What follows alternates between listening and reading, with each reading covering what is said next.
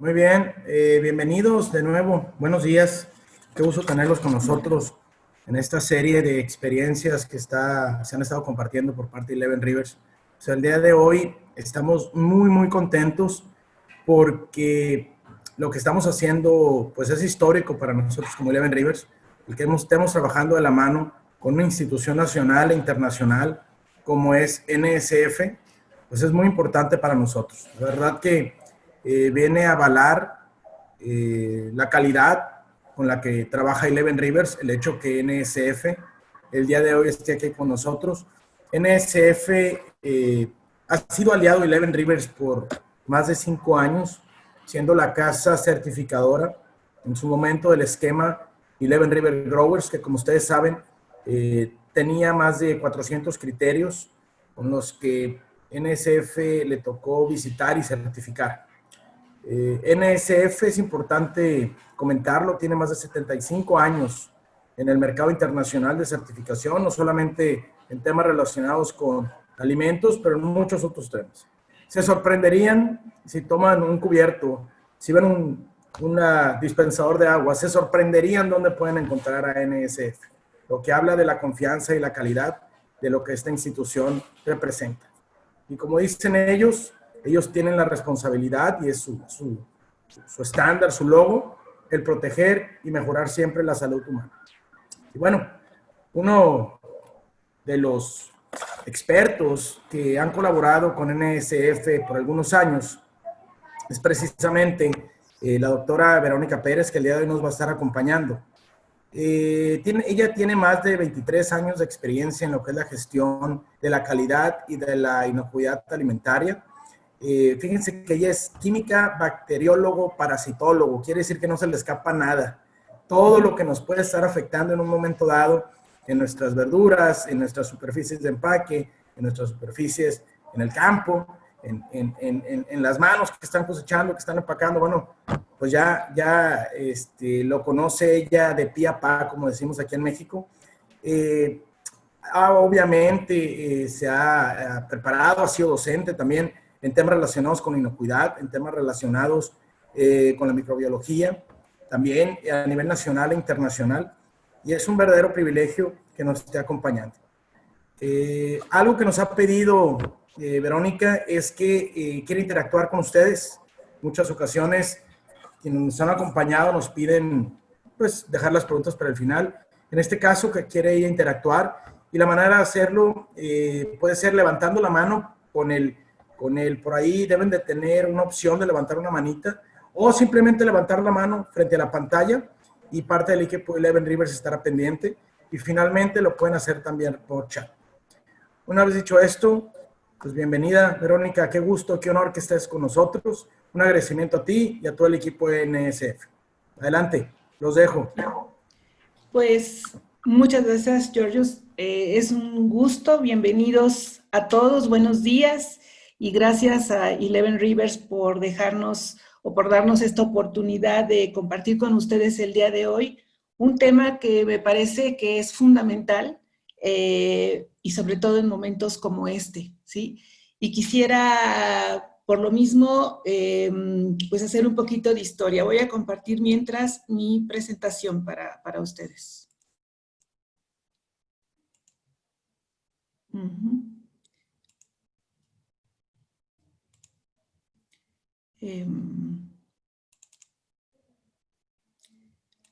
Listo.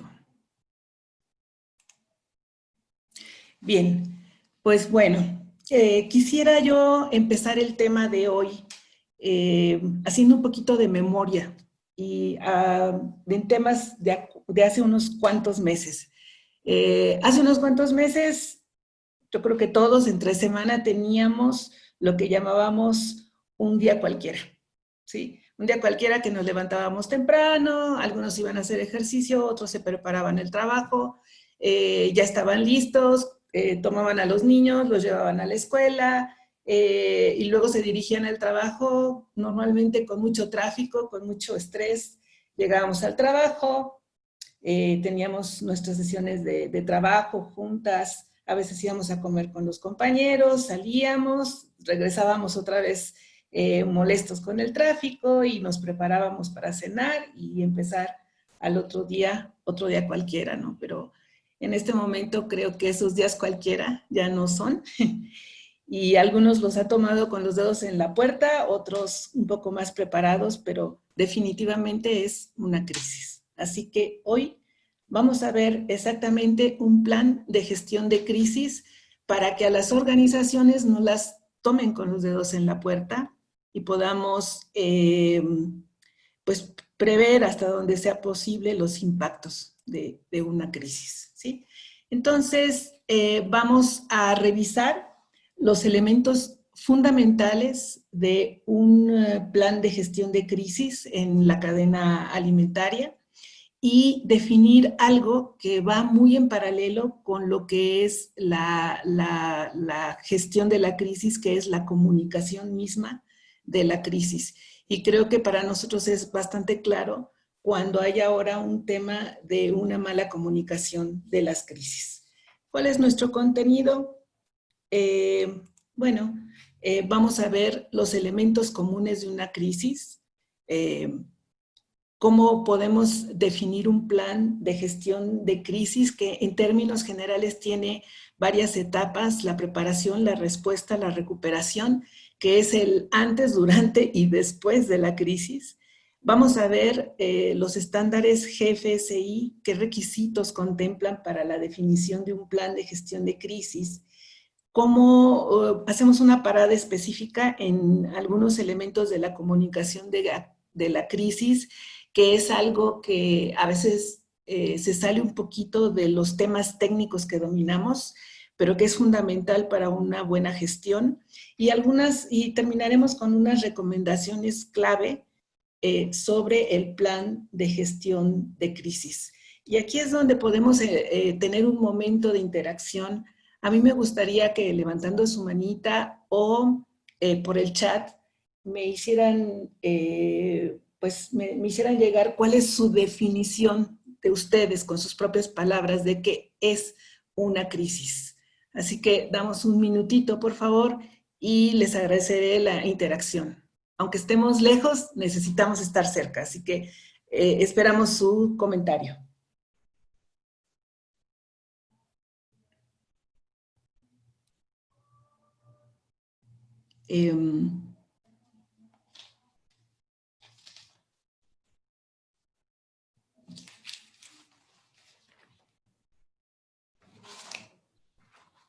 Alfredo nos ayudará con esto, ¿verdad? Por aquí ya hay una pregunta una participación de Cecilia Vargas. Dice, una situación adversa que hacen que cambien los planes. Ah, muy buena definición. ¿Y algo más? ¿Alguien más quiere comentarnos? Carol Díaz dice, situación adversa a los fines planteados. Muy bien. Entonces, están enfatizando la adversidad, están enfatizando el que cambie nuestro contexto en el que estamos trabajando. Por ahí, Mayra levantó la mano. Ah, ya la bajó. Ya la Bueno, dice Martín Cortés, falla en un proceso. Falla en un proceso, ¿ok? Bien. Creo que podemos, en este caso, con sus respuestas, les agradezco muchísimo su interacción y es algo que no prevemos.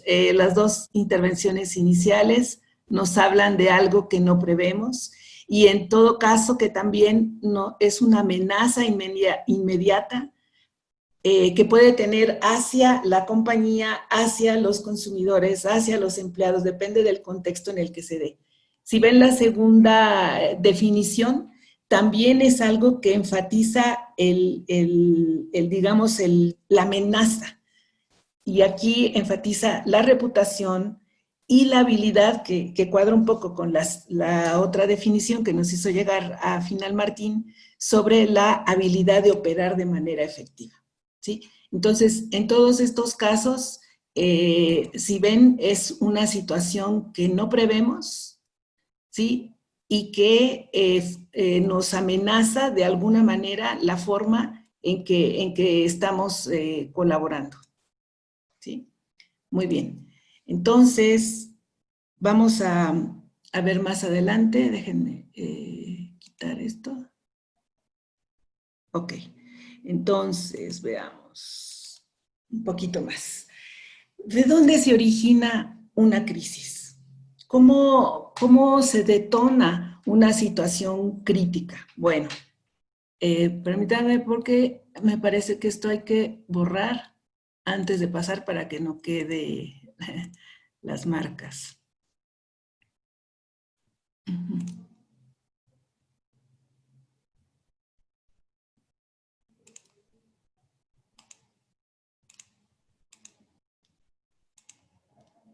Bien, ¿de dónde se origina una crisis? Vean aquí las variantes de origen de una crisis. Las podemos poner por categoría y eso es útil para poder hacer el análisis a posteriori de las diferentes situaciones. Por ejemplo, puede ser una interrupción de servicios o suministros, es decir, un corte de luz, un corte de agua, por ejemplo, de otros suministros, o a veces la posibilidad de ingresar, por ejemplo, cortes en las vías de comunicación.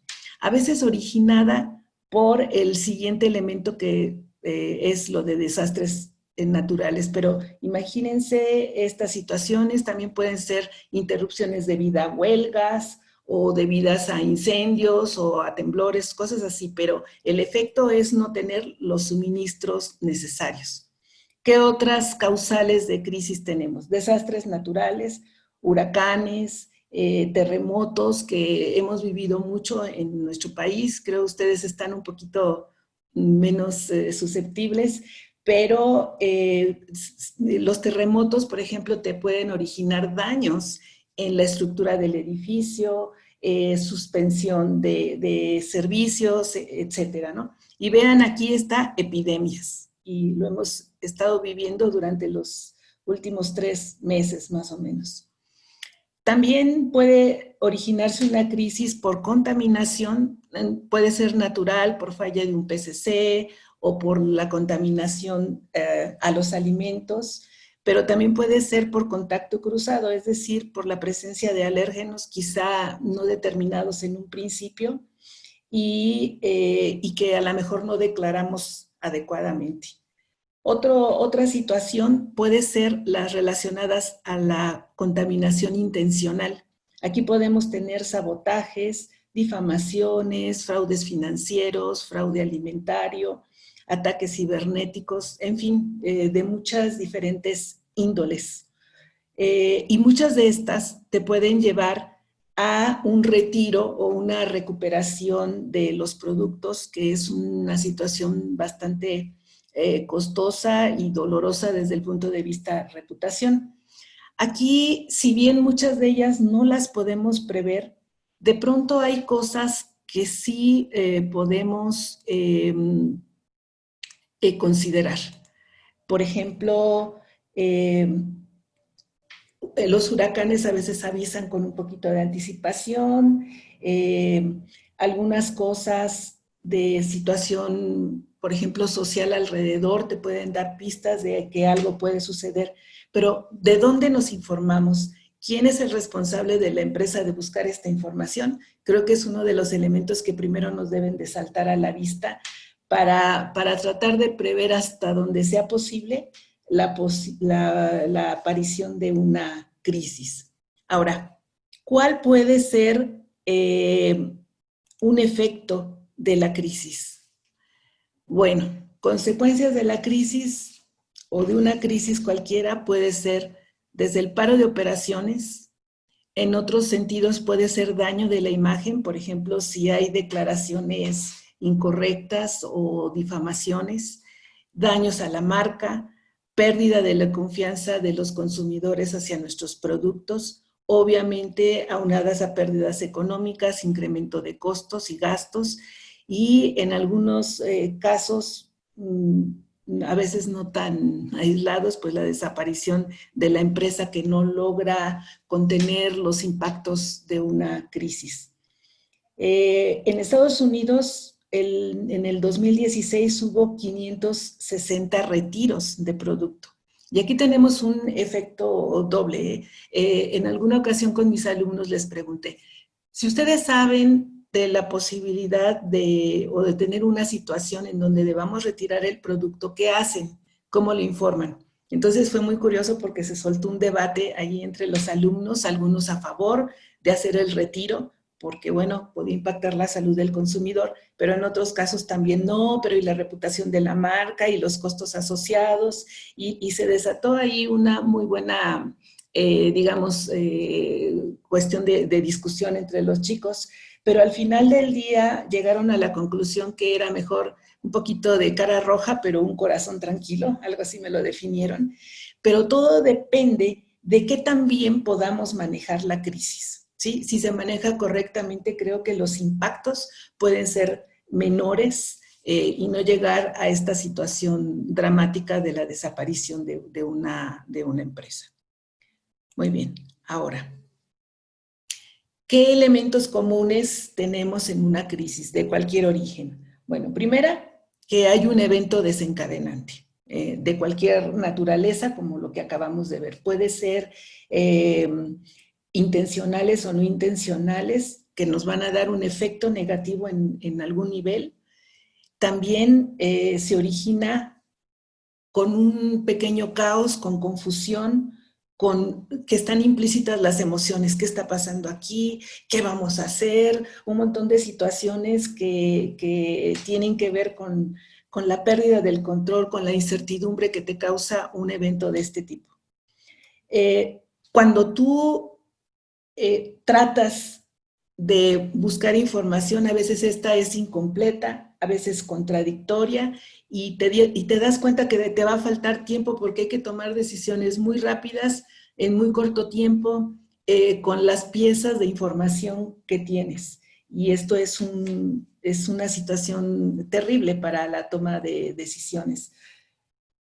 A veces también intervienen las partes implicadas. Por ejemplo, si hay algún consumidor enfermo, puede intervenir gentes de los consumidores, pueden intervenir los propios empleados, ejecutivos, directores, responsables, proveedores, entidades de gobierno, y podemos alargar más la lista. Entonces esto añade más caos.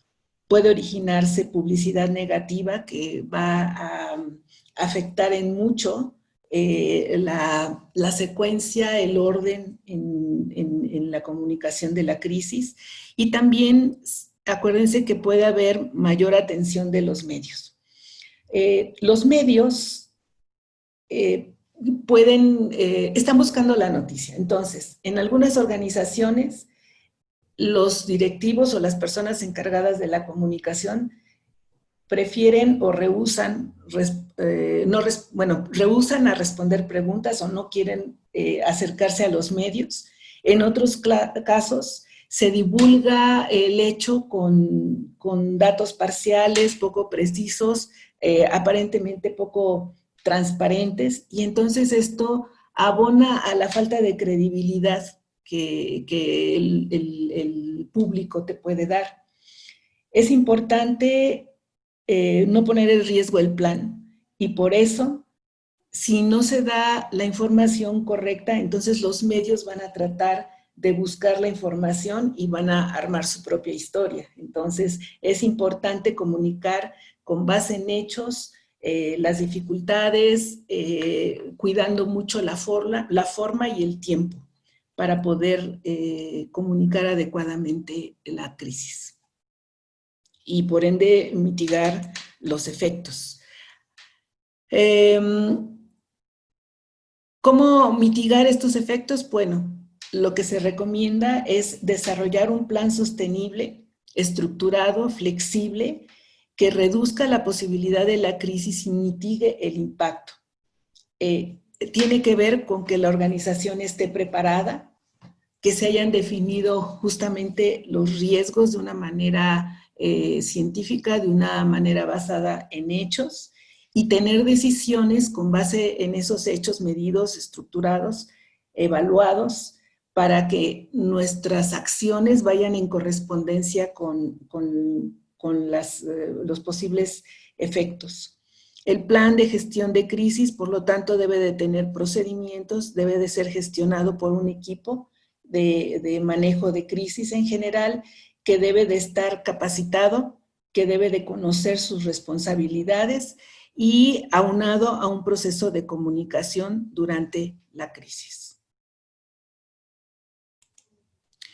El plan de gestión de crisis tiene o se recomienda que tenga una estructura como la que vemos en la pantalla. Una parte de preparación, de respuesta y recuperación que tiene que ver con el antes, durante y después. Y si se fijan, es un conjunto de acciones que van a estar dentro de un ciclo de mejora que le permitirá a la empresa capitalizar los aprendizajes, hacer las correcciones adecuadas y poder evitar, digamos, repeticiones o errores repetidos. Las acciones que se dan en estas 3 etapas, algunas pueden estar relacionadas a la previsión o a la reducción de la crisis o de la posibilidad de la crisis, mientras que otras están diseñadas para reducir los impactos. Entonces, podemos trabajar en esos niveles y no olvidar que esto está implícito en un ciclo de mejora que en algunas ocasiones, cuando he tenido oportunidad de auditar, pues ese cierre está mal o está insuficiente o simplemente ni siquiera se ha considerado. Bien, vamos a ver un acercamiento en las diferentes etapas. Aquí tenemos la preparación. El enfoque es prepararme antes de la crisis, ¿sí? ¿Qué podemos hacer allí? Bueno, identificar los riesgos. ¿Cuáles son los riesgos que tengo? En las diferentes ubicaciones, y ya vimos esos círculos donde vimos las categorizaciones de las causales, digamos, de una crisis. En algunos de los círculos van a pesar más por las condiciones sociales, por las condiciones geográficas. Entonces, tenemos que sopesar, evaluar correctamente los riesgos a lo largo de toda mi cadena, desde la adquisición de la materia prima hasta el despacho, y yo diría que incluso un eslabón antes y un eslabón después, porque muchas veces todavía está dentro de mi responsabilidad tener buena proveeduría o tener buen servicio de despacho o de distribución. Necesito también desarrollar procedimientos acordes a esos riesgos, formar y entrenar al personal para que respondan en consecuencia y también implementar procedimientos que me permitan evaluar qué tan efectivo está siendo mi plan de gestión de crisis.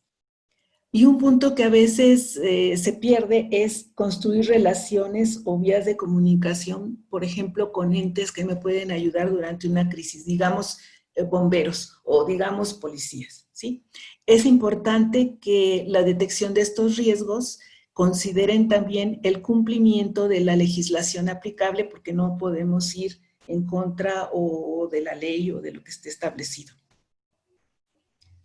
Bien. ¿Qué podemos ver en la parte de respuesta? Es decir, durante la crisis. Bueno, en esta parte se consideran los pasos necesarios para hacer frente a la crisis de cualquier naturaleza, con base en los hechos y en el impacto que puedan tener estos, o sea, no hacer de más, pero mucho menos de menos. Y tratar de ver cómo podemos hacer una recuperación rápida después de la crisis. Entonces, la idea central de esta etapa es gestionar todo correctamente durante la crisis. Hay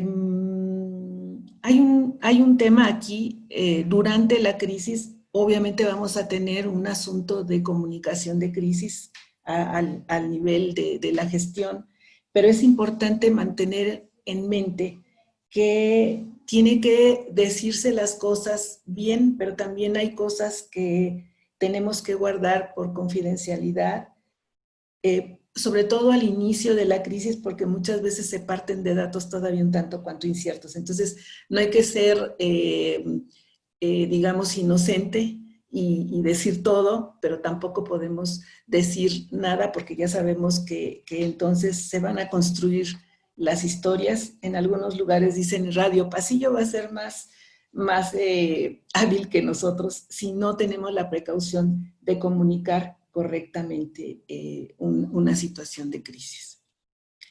¿Y qué tenemos en la recuperación? Bueno, el enfoque o la idea central aquí es ver después de la crisis qué es lo que podemos aprender o mejorar. Entonces, en esta área, y que vamos a retomar un poquito más adelante, tenemos que revisar el desempeño del equipo de gestión de crisis, tenemos que revisar el desempeño de las personas siguiendo los procedimientos y cómo esta secuencia de situaciones nos impactaron en el negocio y evaluar, pues digamos, los platos rotos y ver cómo nos fue. Si nosotros pensamos en la mejora continua, tenemos que analizar la causa raíz de los problemas. Si, por ejemplo, y esto yo lo veo a dos niveles, si, por ejemplo, tuvimos que hacer un retiro de un producto que tenía un problema, digamos que no se declaró algo, o que no se cumplió la ley o lo que sea, los pesos fueron insuficientes, entonces nosotros tenemos que analizar por qué nos pasó eso. Así que vamos a trabajar sobre las causales que nos originaron un producto defectuoso. Pero también, después de hacer la gestión de la crisis, tenemos que analizar en dónde nos equivocamos, qué nos faltó hacer, qué nos faltó comunicar. O sea que tenemos que hacer análisis de causa raíz en varios niveles para poder entender cómo gestionamos la crisis en un momento dado. Entonces, la preparación la vamos a ver todavía más a detalle. Aquí lo vamos a hacer en estos 5 puntos. La preparación y la respuesta van a ir hermanados. Se supone que la respuesta debería de ir acorde a la preparación que tuvimos, así que van a ir juntos y al final nada más vamos a ver un poco sobre el tema de la recuperación para que tengan ustedes una idea completa del asunto. Entonces, evaluar y gestionar los riesgos, desarrollar los procedimientos, formar y entrenar al equipo, construir relaciones y vías de comunicación y implementar y evaluar los procedimientos y en general el plan de gestión de crisis. Bueno, primer elemento. ¿Cómo vamos a evaluar, gestionar y comunicar los riesgos? Todos estos verbos tienen que ver como un viejo conocido que le llamamos análisis de riesgos o de peligros. Y aquí lo que hay que hacer es identificar cuáles son los peligros que pueden suceder, cuáles causales de esas que vimos pueden suceder en mi contexto, en mi entorno, en mi negocio, y caracterizarlos, porque algunos pueden ocurrir o tienen más probabilidad de ocurrir que otros, y tengo que usar información científica que me permita avalar qué tan significativos o no son esos riesgos en mi entorno. Entonces, y bueno, ya caracterizados estos peligros, entonces tengo que pensar cómo voy a gestionar estos riesgos que se me presenten. En general, se definen procedimientos, se definen, por ejemplo, puntos críticos de control o puntos críticos de calidad o políticas específicas para atender cada uno de los riesgos definidos. Es decir, defino mecanismos para administrar los riesgos identificados, que sería la segunda esfera por allí.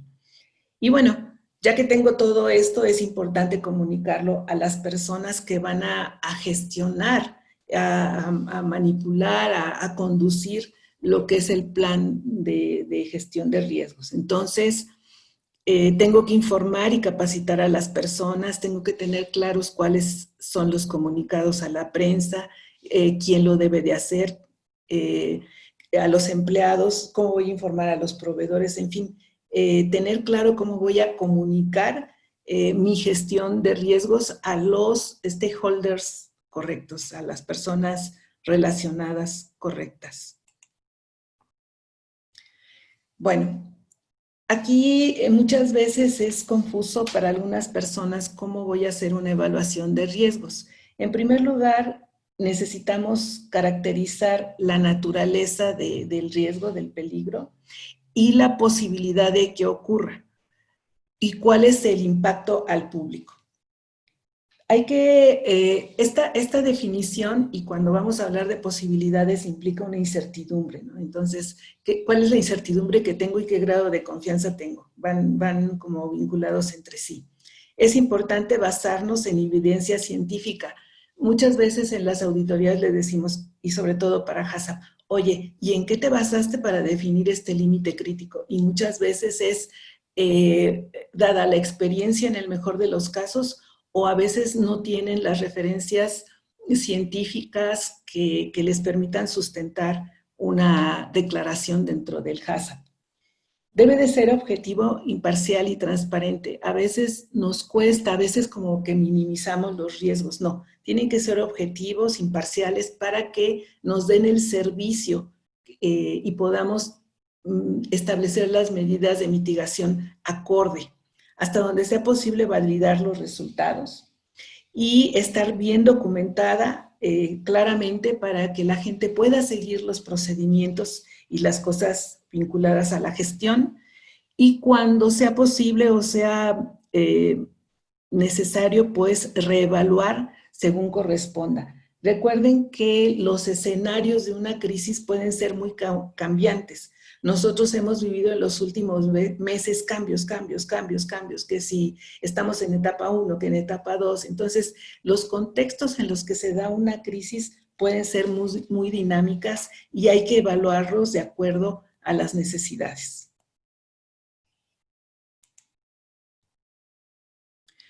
Bien, entonces miren, vamos a hacer este comparativo con una situación de crisis que estamos viviendo para que ustedes puedan dimensionar cuáles pueden ser algunas respuestas. Desde luego, enfatizo que el COVID no sea vinculado como un virus que esté vinculado a una enfermedad gastrointestinal ni nada por el estilo, pero sí ha detonado una crisis a nivel global que nos puede servir de enseñanza. Pero ¿qué puede pasar con esta situación de la pandemia? Por ejemplo, sospechar del contagio de personal de la planta. Y entonces, ¿qué hago? Porque puede haber faltas de las personas, a lo mejor tengo que contratar gente que tengo que capacitar además. En fin, hay muchas cuestiones, incluso de que ellos sepan cómo deben comunicar que están afectados, ¿sí?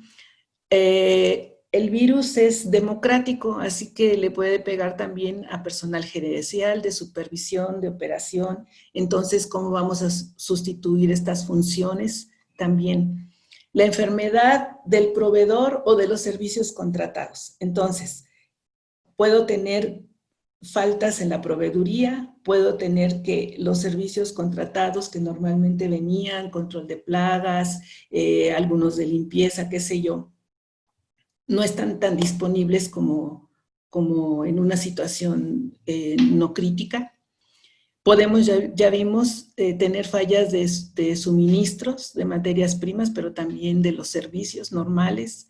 Los flujos del personal puede ser que requieran ajustarse por aquello del distanciamiento social, la velocidad de la línea en un empaque puede cambiar también.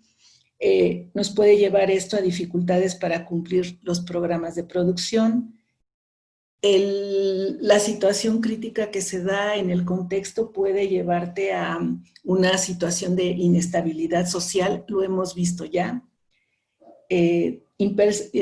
También posibilidades de que el personal no pueda desplazarse. Acá en la Ciudad de México cerraron algunas líneas del metro, algunas paradas del metrobús, y entonces las personas ya no tienen la misma posibilidad de acercarse a su trabajo que cuando es una situación normal.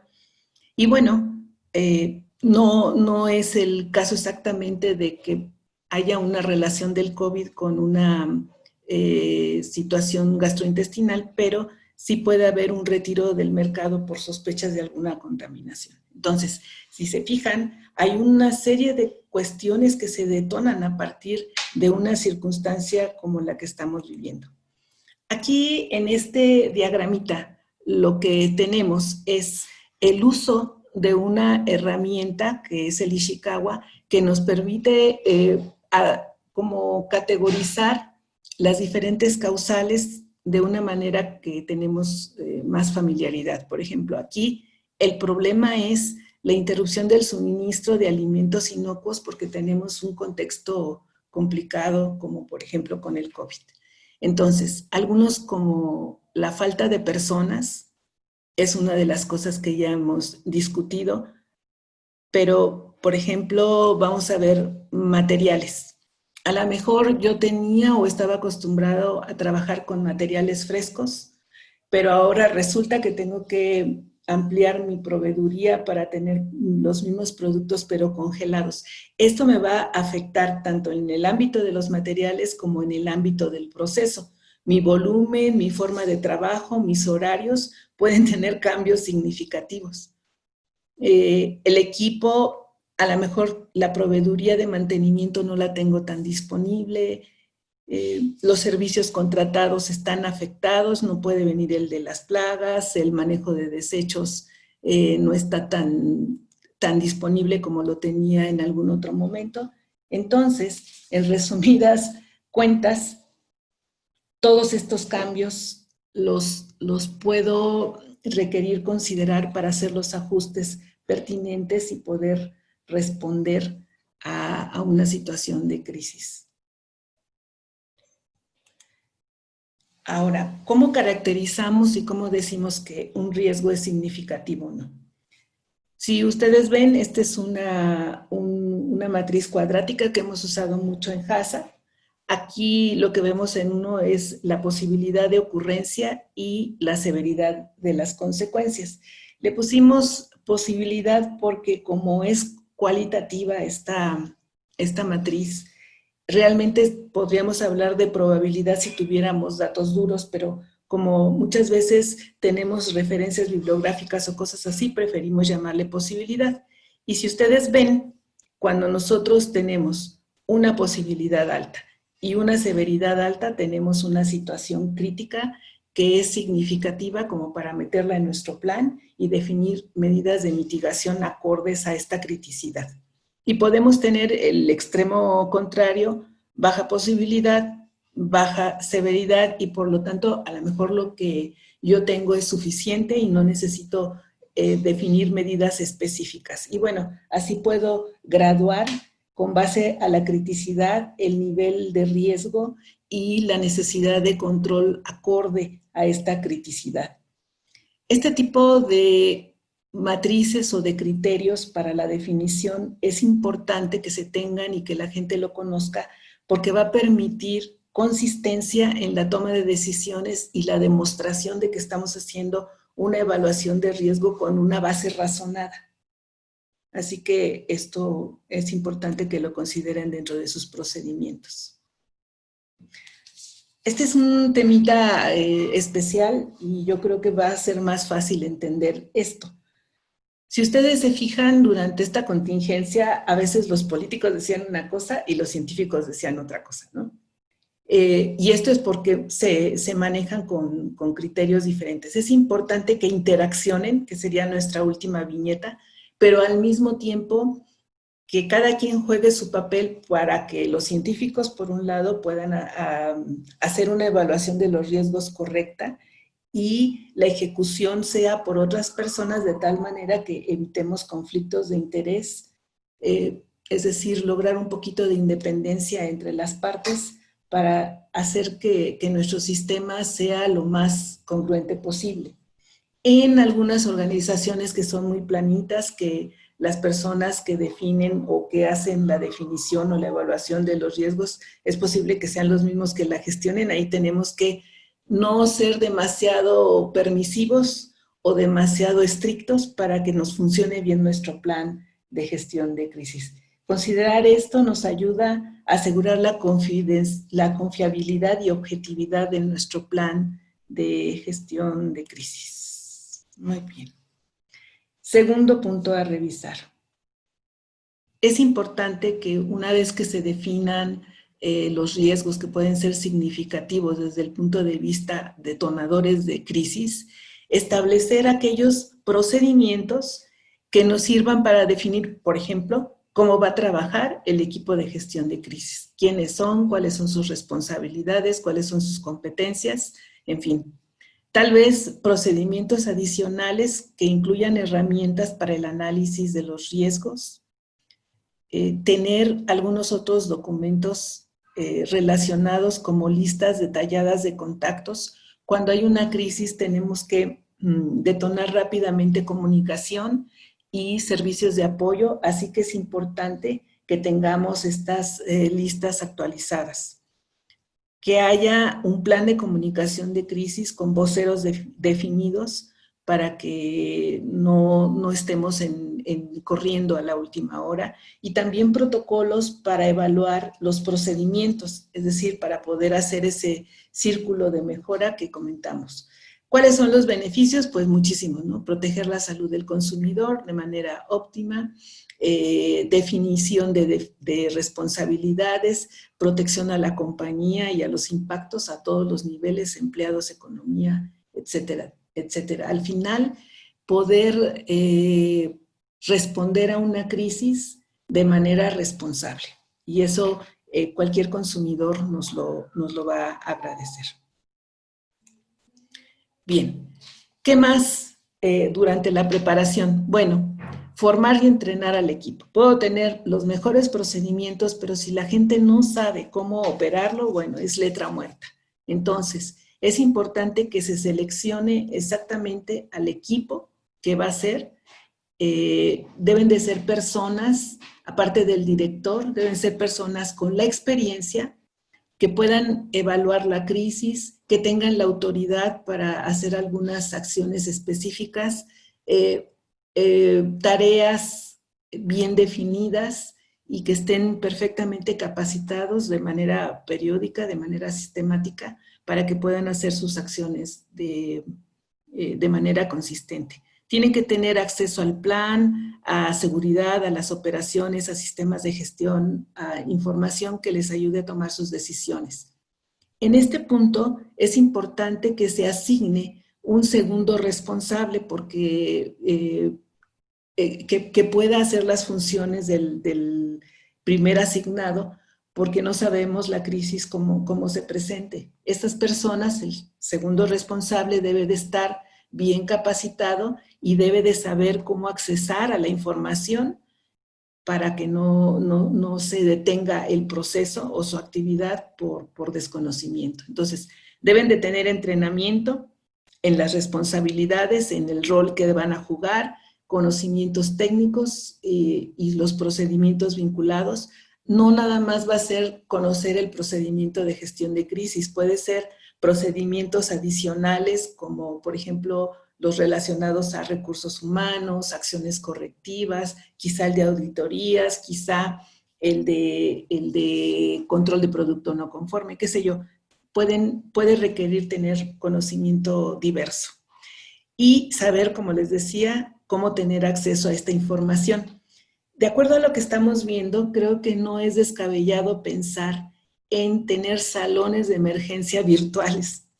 Creo que eso es claro ahora. Así que a lo mejor deben de tener un lugar físico donde poder reunirse en caso de que esto sea posible. Pero si no, la manera en que nos podemos virtualmente conectar para como equipo resolver una crisis determinada.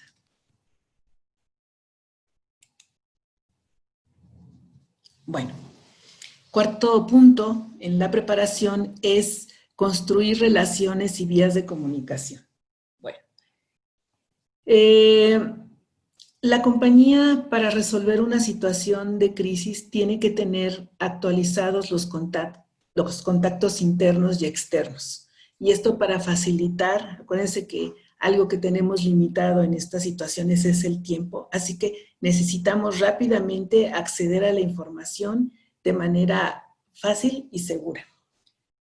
¿Cuáles son los contactos y las comunicaciones necesarias? Obviamente a los miembros del equipo de gestión de crisis cuando sea necesario, asesores también, en horarios que no necesariamente son los de oficina, ¿sí? Teléfonos particulares, direcciones, digamos, otros medios de comunicación, su WhatsApp, lo que sea, para que se puedan comunicar de manera rápida.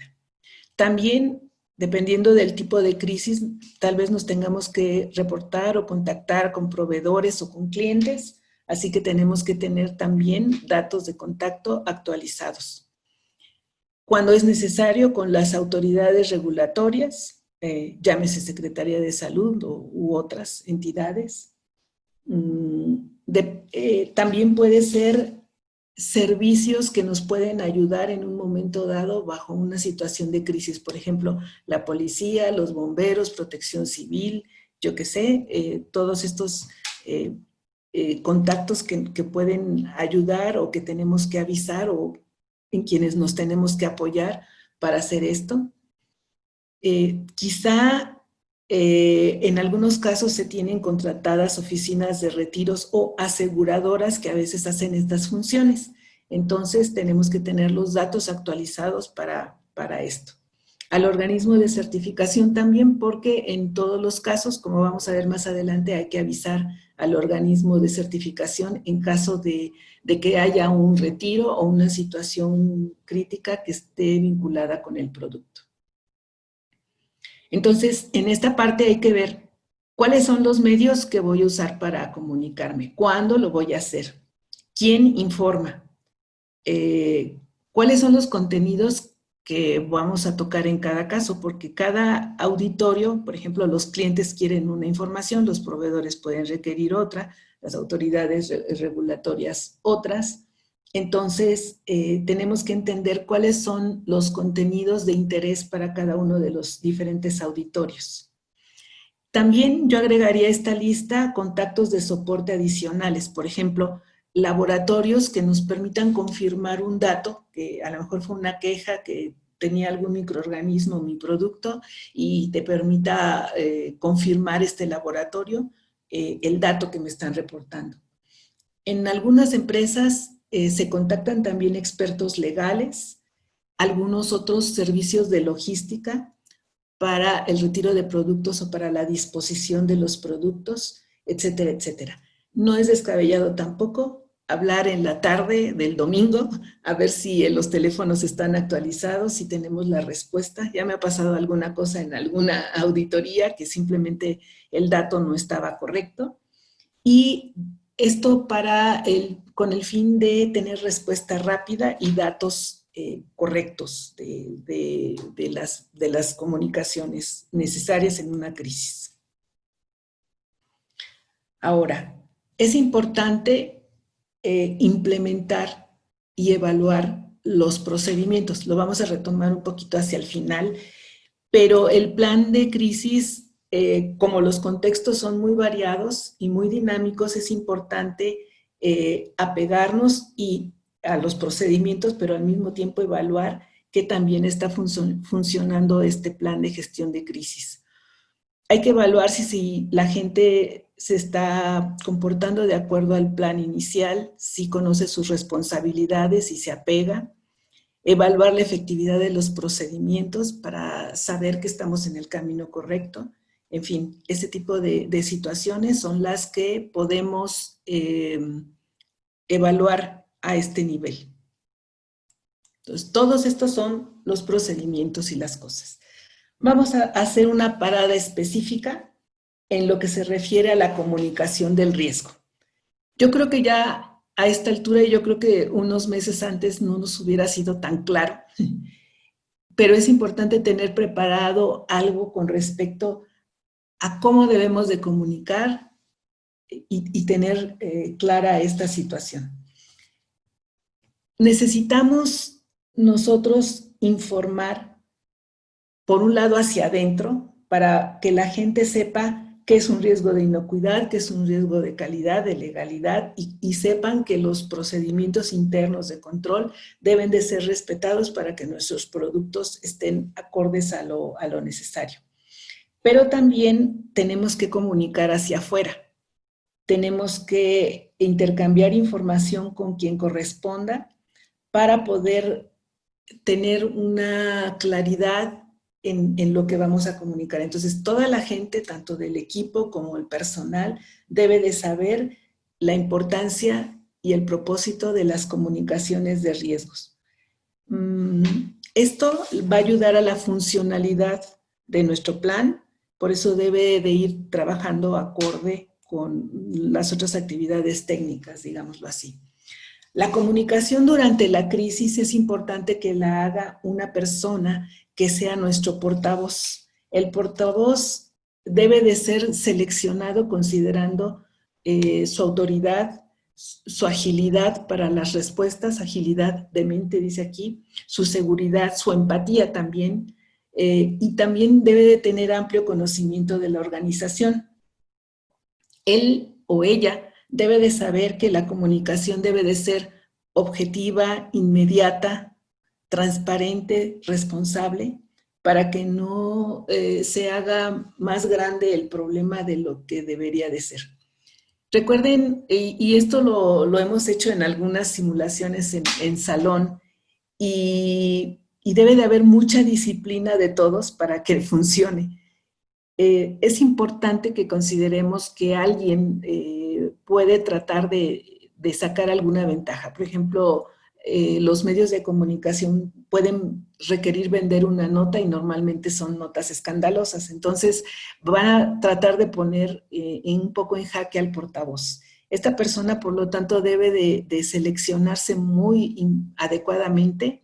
Yo he hecho estas simulaciones en salón y me llama la atención. Normalmente hay personas que son de aseguramiento de calidad, de control de calidad o responsables de la producción, de laboratorios también, y cuando tratan de comunicar un asunto o es muy técnico que no se entiende nada o se pone muy nervioso simplemente frente a un micrófono, entonces debes de seleccionarse al portavoz con ciertas características para que pueda hacer su trabajo de manera correcta. Hay quien incluso dentro de las personas que contratan durante una crisis son comunicadores profesionales, pero bueno, hay que trabajar con ellos para que conozcan la organización. ¿Para qué necesitamos la comunicación durante la crisis? Para mitigar el impacto mediático, que se note que hay un claro compromiso de la organización con el problema. También es importante ubicar claramente cuál es el propósito de la comunicación, porque a veces las preguntas te pueden desviar hacia otro objetivo. Entonces, tiene que ser una comunicación acorde a la situación y a lo que queremos comunicar y de acuerdo al público al que va dirigida esta comunicación. Es importante no ocultar hechos, pero tampoco, otra vez, ser demasiado inocente, comunicativo en cosas que a lo mejor no tengan que ver con el asunto que queremos tratar. En algunas auditorías que me ha tocado hacer, a veces me doy cuenta que este requisito o esta situación de gestión de la crisis lo toman como un requisito a cumplir de los muchos que hay en un protocolo y realmente lo hacen así, nada más para cumplir lo mínimo. Es importante que se revise para que podamos tener confianza en lo que estamos desarrollando y no nada más sea el cumplimiento de un requisito cualquiera. Bien. Esta parte es relacionada al último momento, es decir, después de la crisis.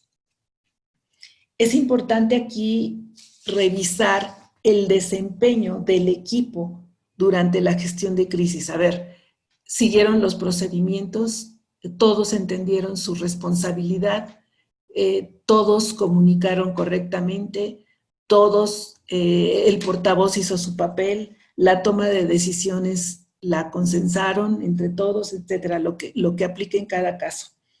Ver si los procedimientos funcionan como está o tenemos que cambiarlos. Ver o medir el impacto de la crisis en la marca, en el negocio, en el prestigio, en lo que corresponda. Y como les decía, hacer el análisis de causas y la mejora a los niveles que nosotros percibamos que se requiere, ya sea hacia el producto, ya sea hacia la gestión y ya sea a otros procedimientos que pueden estar vinculados, por ejemplo, los accesos a la planta o otras actividades de capacitación requeridas.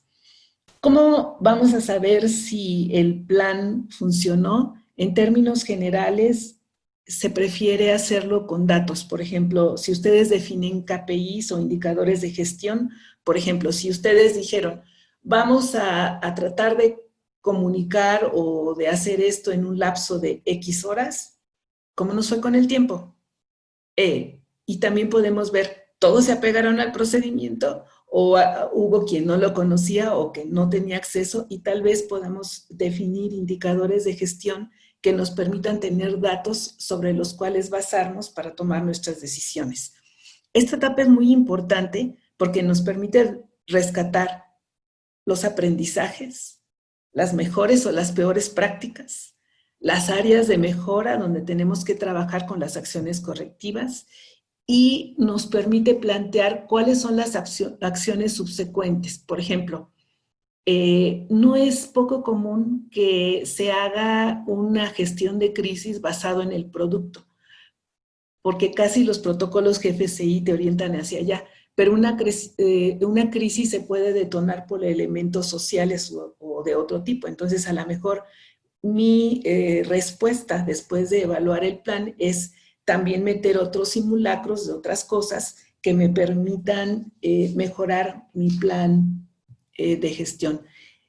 La evaluación del plan puede ser también, como lo vimos en estas partes, en esta parte, puede ser a través de simulacros. Los simulacros podemos partir de un escenario ficticio y vemos cómo se lleva a cabo, medir los tiempos de comunicación. En alguna ocasión, en una auditoría, en donde tenían que comunicar a clientes un cierto evento, porque era un simulacro, resulta que nunca encontraron el teléfono de ciertos clientes porque nunca los habían actualizado. Entonces, al final, cuando ya estamos en esta parte, las acciones subsecuentes pueden ser como esto, es decir, actualizar las listas, capacitar de nuevo, lo que sea.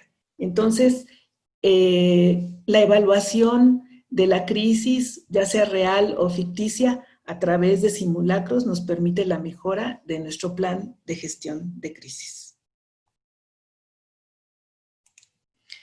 Bien, veamos qué nos dice GFCI. Recuerden que GFCI es la Global Food Safety Initiative, que es la entidad que genera un documento guía contra el cual se evalúan los esquemas o las normas de certificación que son más comunes en los ámbitos alimentarios. Y este documento guía dice que debe de haber un procedimiento implementado y mantenido para evaluar las crisis y el retiro de productos. Vamos a hacer un acercamiento a lo que son estos esquemas de certificación o normas para la certificación. Aquí vemos en pantalla algunas de las más comunes, digamos, en el procesamiento de alimentos. Podríamos incluir Global o otros protocolos a nivel campo. Pero en todos los casos, si ven en el cuadro azul inferior, se pide que se tengan definidos procedimientos para retiro y la gestión de incidentes en todos los casos que vemos aquí. Aquí vemos en estas tablas lo que tienen o lo que tienen en su contenido los diferentes protocolos. Sí. Por ejemplo, aquí vemos SQF, BRC y IFS. Y en todos los casos, porque están en general alineados al documento guía de GFCI, pues cumplen en su totalidad. Aquí en el punto específico de BRC que habla sobre retiro de producto, no especifica claramente que el equipo debe de estar entrenado, pero lo tiene en otro punto de la norma.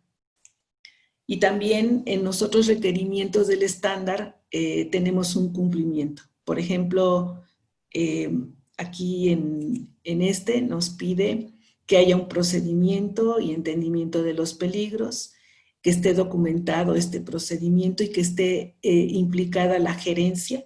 Esto en la mayoría de los protocolos es una tarea relacionada a la alta dirección, que se entrene y se forme al personal, que se tengan medidas para aislar productos afectados, planes de contingencia para mantener la inocuidad, la legalidad y la calidad del producto, mantenimiento de listas de contacto tanto internas como externas, que se tengan fuentes de asesoría legal y expertos, en todos los casos están, responsabilidades definidas, revisión y ensayo, esto a través de simulacros. SQF es un poquito más amplio, considera no nada más el retiro per se del producto, sino la gestión de crisis de manera más general, pero se cubre con los requisitos de GFCI en BRC y FS. Y de hecho, si ustedes entran a las páginas de todos estos protocolos, van a encontrar que todos han publicado alguna guía para tratar de atender esta crisis global. Entonces ahí, si ustedes la leen, pueden tener ideas de cómo atender otras crisis también, guardando las distancias, analizando bien los riesgos, pero te pueden dar pista de algunas mejoras en sus propios procedimientos. Cuando nosotros analizamos qué es un sistema de gestión de inocuidad alimentaria, yo siempre les digo que un sistema es la interrelación de varios elementos para lograr un objetivo determinado. Entonces, sería muy complicado pensar que vamos a tener una gestión de crisis sin la responsabilidad de la dirección, o si no tenemos nada con respecto a la protección del personal, o a la capacitación y entrenamiento, o si no tenemos nada con respecto al flujo del producto, al flujo de los materiales o del personal dentro de la planta o del empaque, si no tenemos nada en la selección de proveedores. En resumidas cuentas, lo que les quiero decir es que para una gestión de crisis tenemos que apoyarnos en todos los elementos del sistema, ¿sí? Y que vamos a tener procesos de apoyo que vamos a tener que detonar o usar para poder gestionar una crisis. Entonces, respalda tu plan de acción de gestión de crisis con todo tu sistema, porque te va a hacer una respuesta más robusta, más consistente de tu crisis. ¿De acuerdo? ¿Qué recomendaciones clave tenemos para el plan de gestión de crisis? Bueno, tiene que haber compromiso directivo y del personal relevante, si no, no se va a poder mover. Se necesitan no nada más recursos, sino liderazgo, claridad en los propósitos, así que es importante la participación del personal clave de la organización. Es importante entender que no nada más es un requisito a cubrir dentro de los protocolos GFCI, sino que el plan de gestión de crisis tiene que tener la posibilidad de usarse en una situación que nadie espera. Es importante identificar las posibles crisis, las posibles causales que se pueden presentar en mi organización, dado su contexto. También podemos aprender de lo pasado, así que hay que investigar, hay que evaluar esos incidentes pasados porque nos van a dar enseñanzas. Es importante conocer el entorno social y cultural. En algunos lados se está viendo incluso que la gente está sufriendo más y probablemente pueda responder con mayor violencia. En otros lados no ha llegado tanto problema y la gente está en el parque todavía con un tapabocas, pero tranquilo. Entonces, necesitamos conocer nuestro entorno social para saber por dónde puede ir la tendencia en una situación de crisis. Definir claramente los planes, realizar pruebas en cada uno de los casos, hay que tener mucho cuidado.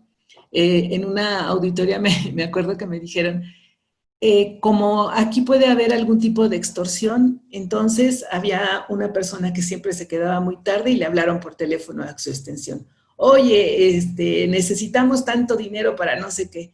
La pobre chica casi le da un infarto. Tenían procedimientos para responder a este tipo de situaciones y lo pudieron documentar que ella lo hizo bien, pero tuvieron que darle varios días de descanso posterior porque estaba súper nerviosa. ¿Sí? Entonces, no está mal realizar pruebas de los casos identificados, simulacros en días no laborables. Esto no va a ser muy popular, pero necesitamos que el plan responda a cualquier día. Medir los tiempos de respuesta, porque nos van a decir qué tan bien estructurado está nuestro plan, e informar estos reportes de simulacros de manera clara, real, evaluar los perfiles de las personas para que puedan responder en la crisis, en particular la toma de decisiones. La toma de decisiones y la comunicación hace la diferencia mucho con trazabilidad. En algunas organizaciones tienen trazabilidad y retiro en el mismo procedimiento y a veces se confunden y a veces no saben dónde termina uno y el otro.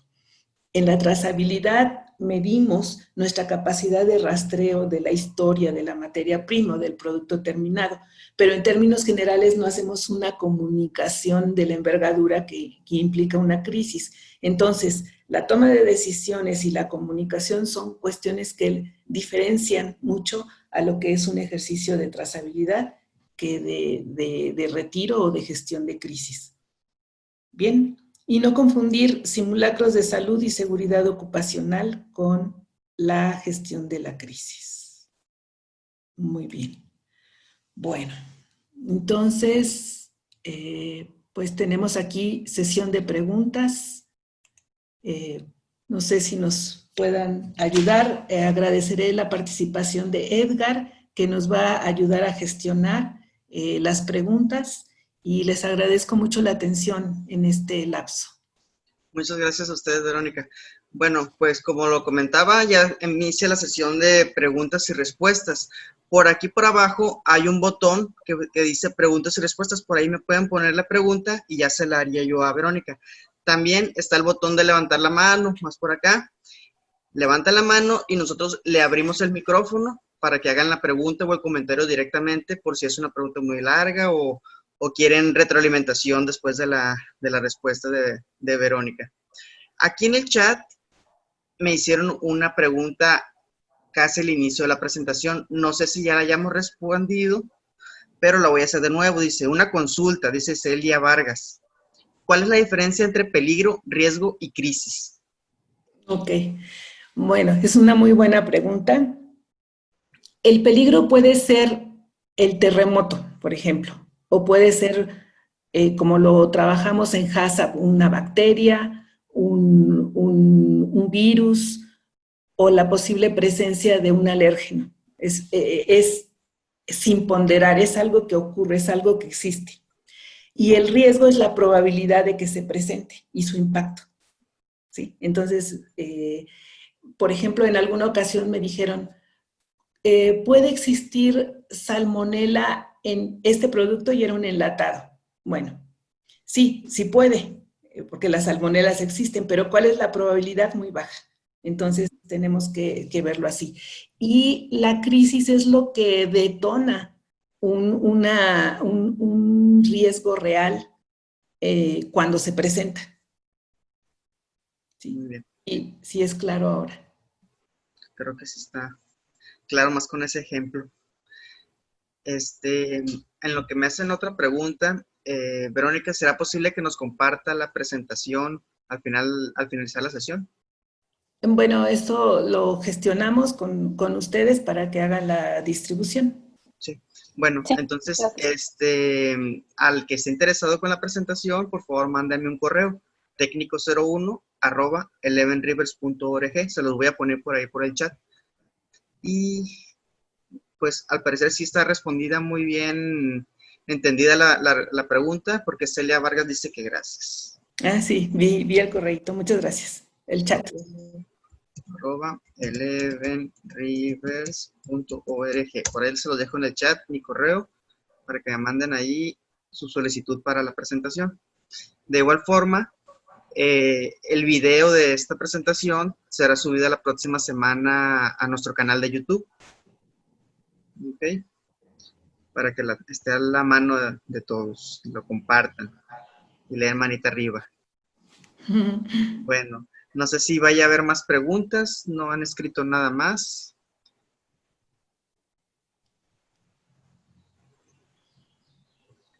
Aquí son mensajes de agradecimiento nada más. Dice Celia Vargas, si los planes de crisis no corresponden a los simulacros, ¿qué corresponde hacer? Deberían de coincidir. O sea, si yo voy a hacer un simulacro, voy a entretener personas, voy a hacer un escenario ficticio, y sería un poco ilógico que se hiciera un simulacro de algo que no se ve o no se prevé que ocurra, ¿sí?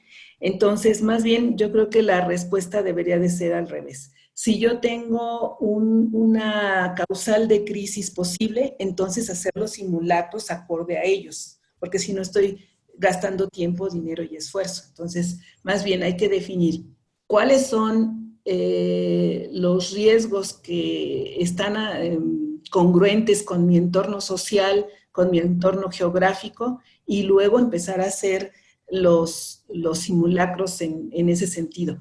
Me acuerdo una vez que había una organización, una empresa, que estaba justo cerca del Popocatépetl, ¿sí? Y ya sabemos, y ellos lo tenían como un riesgo claramente definido. Entonces, sus simulacros incluían de pronto cómo actuar en caso de una erupción. Pero eso podría no tener sentido para una empresa que está lejos de las zonas de volcanes, ¿no? Entonces, cada empresa, cada entorno, cada contexto deberá de definir cuáles son las posibles causales, ¿no?, de una crisis, ponderarlas como vimos en la matriz cuadrática y priorizar aquellas que puedan ocurrir allí. Y obviamente definir sus simulacros acordes a esos riesgos, a esas situaciones. Por ahí dice Mónica Marisol, no estuve al inicio de la presentación, ¿me puede repetir los datos de la presentadora? Pues les presento a Verónica Pérez Cortés, es trabajadora de NSF.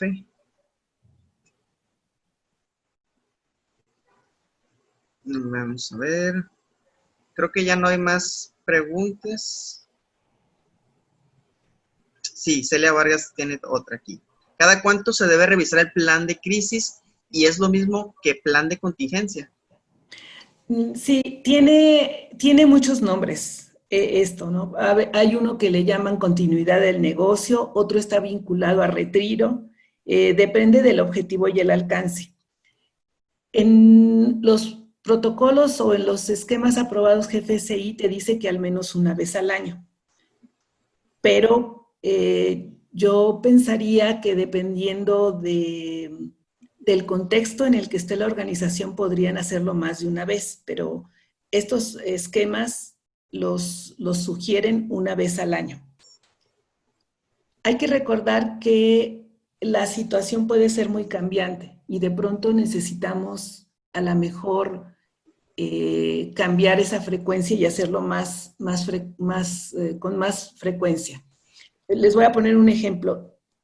Para mí fue muy raro ver eso, porque era en un lugar de Europa donde las personas, estos que son defensores de los animales, se traían con muchos problemas a todas las organizaciones que hacían los rastros y los que vendían carne, ¿no?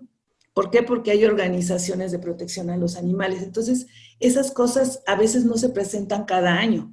Nosotros cumplimos cada año porque muchas veces el requisito está expreso en la norma sobre la que estamos certificados.